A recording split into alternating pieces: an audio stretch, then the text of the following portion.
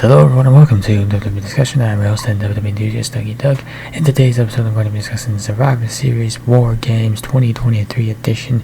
And for the second straight year, WWE ditched brand supremacy in favor of War Games, and it was a smashing success once again. You had two War Games matches, the women's and the men's, and both of them were hits. In between you had some solid in-ring action from Gunther, Miz, Ripley, Rio Ripley, Zoe Stark, Santos Escobar, and Dragon Lee. And with that, we're going to go ahead and get into the action, starting with Bayley. So we're going to talk about individual people here, rather than just going over all the matches. And with Damage Control recently recruiting Asuka and Kairi Sane, their dominance should guarantee the win inside War Games against some of WWE's favorite female superstars. Instead, the group came up short, with Becky Lynch scoring an exciting fall for her team, and Bayley being the one not only sacrificing herself to take all her opponent's signature moves, but also being the one to take the pin. It's been cleared for weeks that the mastermind behind Damage Control is on the outs with the rest of the group, and this latest development means the turn is coming sooner rather than later. Triple H has shown so far as head of creative that long-term storytelling is typically the route to take, and that should be the case with Bayley's pending exile from the faction as well. The ultimate endgame should be the role model returning to her roots in Battle of the Io Sky for the Women's Championship closer to WrestleMania 40 season. She spent enough time in the bad guy role that the moment will pack a punch when it eventually happens, but the way she was showcased in War Games, the rebuilding of Bayley is almost in full effect. So yeah, Bayley has, I wouldn't say worn out the character for being a bad guy, but I think she's done it long enough to where it warrants a change, and the change back to the good guy route should be a good one right there. And it's really the only next logical progression for this Damage Control story, a faction with so much potential that just seemingly cannot win the big one. The Miz comes up short against Gunther in his quest for another Intercontinental title run, but even in this loss he can still continue to thrive in the good guy role. He just has to have the right booking behind it. So the Miz has always been more of a natural as a bad guy than a good guy, but the last few weeks have shown that a full-fledged good guy turn could breathe new life into his stagnant career. That was again evident in his fun Intercontinental Championship match with Gunther, where despite losing in decisive fashion, he scored multiple suspenseful near falls and had the crowd solidly behind him from start to finish. Of course, the A-lister cheated on multiple occasions to remind viewers that he's very much a bad guy at heart, but having him continue along this path would be beneficial to both him and the rest of the Raw roster. The Miz has been booked to look like the ultimate stepping stone on Monday nights, and it would be a waste of his current momentum for him to revert to the same spot he was in prior to his program with Gunther. He should remain in a meaningful position on Raw, while simultaneously using his credibility to elevate others. So yeah, curious to see where Miz goes from here next. I don't think another match with Gunther is in the cards, but I think, yeah, you can continue him on the path of a good guy role as a good guy and see where that goes. And as for Gunther, at the moment I don't really know who would challenge him next for the Intercontinental title, and I don't think he loses it anytime soon. I think he closes out the year 2023 as Intercontinental Champion, maybe even goes so far as to WrestleMania with it. Santos Escobar, star on the rise, and his star is on the rise, and has a future main event level talent for WWE. Not sure how well that sentence came together now that I'm looking at it on screen, but I think you get the gist, right? He's a star on the rise, and he's a future main event level talent for WWE. And the last minute change with Dragon Lee filling in for Carlito against Escobar led to a thrilling, fast-paced bout between the two, with Escobar going over.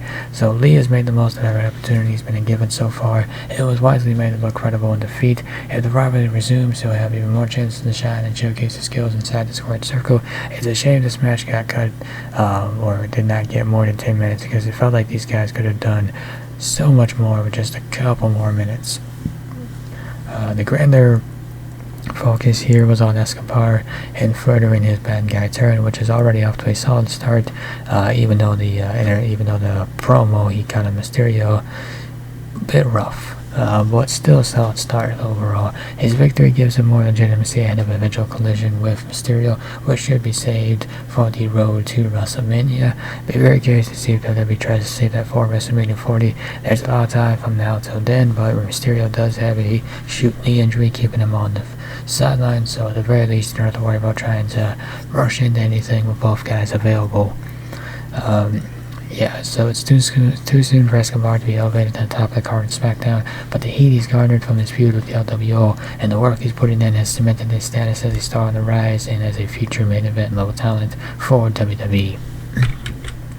Rio Ripley, successful title defense against Zoe Stark, and it looks like that reign, along with the reign of other champions, won't be in jeopardy until WrestleMania season. And could it be that at WrestleMania 40 we'll finally get the one-on-one match with Ripley versus Lynch? Seems more likely than not. And so Ripley's reign as Women's World Champion wasn't in much jeopardy heading into Survivor Series, and following her emphatic victory over Zoe Stark in a hard-hitting affair, WrestleMania 40 remains the best possible place for her to be dethroned, if that is the plan. Raw boasts a deep, talented women's division, but there are few credible challengers credible enough to pose a legitimate threat anytime soon. The Rider Data should continue to have regular title defenses, even if the outcomes aren't in doubt, but all roads should lead to a marquee match at WrestleMania 40 against Becky Lynch. The man was busy with War Games at Survivor Series, but now she's free coming out of that event, having wrapped up her rivalry with Xia Li last week. Ripley versus Lynch is the biggest attraction Raw can book for the women's division, and it should be the end game for the Women's World Championship. WWE will need to put forth more of an effort to get the rest of the division on Ripley's level to fill the time between now and the show of shows. Could Shayna Baszler be the next one to challenge? She certainly has some credibility, and it could, she certainly should. Or maybe it's Nia Jax, which, feel about that one how you will. Yeah, and as for Zoe Stark, I mean, listen, I've seen different reactions, right? People saying it wasn't a good performance, people saying it was. I think Zoe Stark did the best that she could with the spot she was put in, and I didn't think she had a bad performance. I thought she did pretty well, but at the same time, I don't think she's going to be winning any world titles anytime soon. And CM Punk, WWE, give them credit, they mastered the element of surprise with this one. So WWE has delivered multiple sensational surprises over the years, but doing so in the circumstances fans witnessed with CM Punk at Survivor Series are incredibly difficult to come by, and what can only be described as WWE's best kept secret. Punk emerged in unexpected fashion mere months removed from his AEW departure, right after Randy Orton's big comeback was made to be the focal point of the PLE to steer fans in a different direction. Speculation and reports are always running rampant, and mastering a return of that caliber is virtually impossible. It should be seen as a sign that Triple H regime will give fans what they want more than ever before. Well, and that's the phone going into sleep mode. But anyway, with Punk back in the fold now, WWE has two huge stars at its disposal ahead of WrestleMania 40, ideally spread across Raw and SmackDown, that being Orton and Punk. The Survivor Series period up until the Royal Rumble was traditionally a dull period for the company, but the presence of Orton and Punk injects excitement into the product and gives the audience plenty to look forward to. Now, I will admit, Seth Rollins had quite the reaction that certainly went viral. Is that a shoot? Is that a work? Who knows?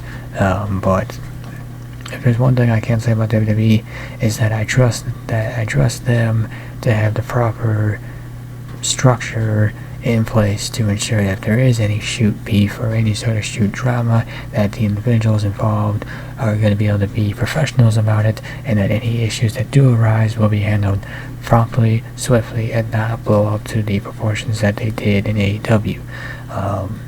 But yeah, the CM Punk and Seth Rollins is certainly an interesting one, and I also heard Drew McIntyre had quite the reaction to it too.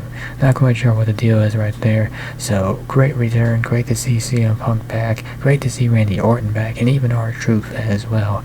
But yeah, that say what you will about CM Punk. He knows how to get people talking, and he knows how to create a reaction both from the fans and from the superstars in WWE. So in conclusion, there was an incredible amount of buzz entering Survivor Series. Not only was it the return of War Games in Chicago, with the return of Randy Orton and the night's main event, but there was this cloud residing over the show in the form of CM Punk and a potential return to the company he walked out on in 2014. WWE delivered everything fans could have wanted and then some, with both the men and women's War Games matches exceeding expectations and ranking among the best the company has produced. From there, Orton's return was magical as the Viper hit the ring and showed that raw energy and world's best snap power slam, while joining Rhodes, Usos, Zayn, and Rollins in dispatching Judgment Day. Then, Triple H and company mastermind the greatest surprise in modern wrestling history with the return of CM Punk, a moment some will love, others will hate, but everybody will be talking about. There may be other shows that were more consistently better from top to bottom, but this was not only great between the ropes, but delivered the happenings fans demand from a premium live event. Overall, this show was a hit. Was it WWE's best show of the year? I'd say so. And with that will conclude this episode of WWE Discussion. If you enjoyed this episode, be sure to hit that like button down below.